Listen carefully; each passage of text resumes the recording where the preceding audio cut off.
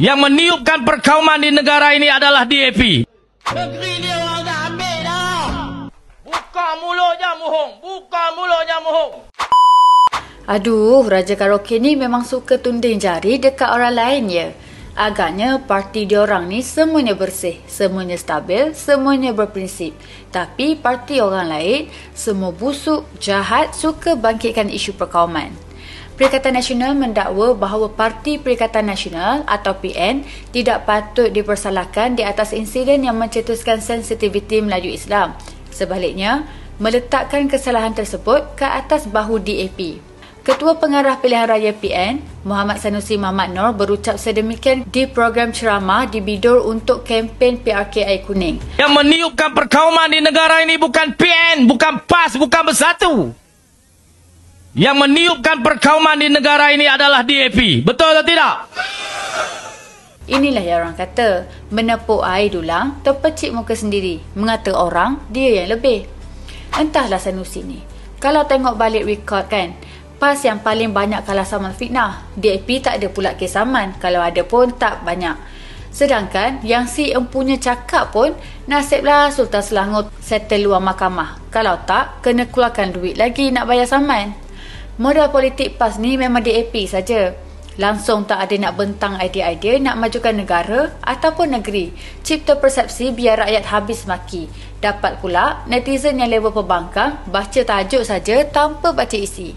DAP langsung tak bersuara. Parti Perikatan Nasional je yang selalu hentam mereka bertubi-tubi.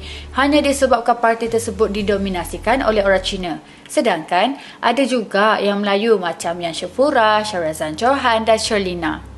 Tak pernah lagi dengar mereka mainkan sentimen bangsa meskipun mereka ni daripada parti DAP. Ke Sanusi ni nak masuk DAP tapi malu nak mengaku. Sebab yelah parti mereka je yang banyak mainkan naratif bangsa ataupun kaum. Bak kata Razman Zakaria, kita memohon kepada semua yang makanya macam ini, kulitnya macam ini, darahnya macam kita semua. Ni kita kena bersatu. Bukankah ucapan itu juga berunsurkan perkauman? Banyak lagi sebenarnya. Cuba dengar beberapa video isu perkauman yang PAS duk mainkan. Kalau zalim pun sama-sama kita ni jadi gemala lembu. Kalau orang lain merintah jadi gemala babi. Nak lawan sangat. Nak jadi gemala babi ke gemala lembu? Yang harbi ni, tak erti bahasa ni, apa ni? Kalau saya ni, ikut darah panah saya, banyak dah saya sembelih. Kalau ada gereja hari Ahad, ada juga orang-orang Melayu pergi ke sana. Rupanya dah masuk Kristian. Malahan, kalau baca komen, ramai yang setuju bahawa PAS lah yang lebih banyak mainkan isu perkauman. Dah lah bila main naratif perkauman, naratif pula tak betul. Lepas tu buat fitnah sebab nak tambah perasa cerita. Kalau macam tu, baik orang kampung je yang jadi YB, bercakap tanpa bukti dan hanya ikut sedap mulut. Bila kena saman, maka bergeraklah Ten Milo ke sana kemari.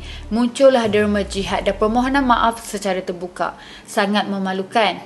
Malahan, boleh pula Sanusi cakap suruh undi Perikatan Nasional untuk menunjukkan rasa tidak puas hati kepada kerajaan persekutuan. Kalau dapat wakil rakyat yang hanya pandai goyang kaki, siapa yang jadi mangsa?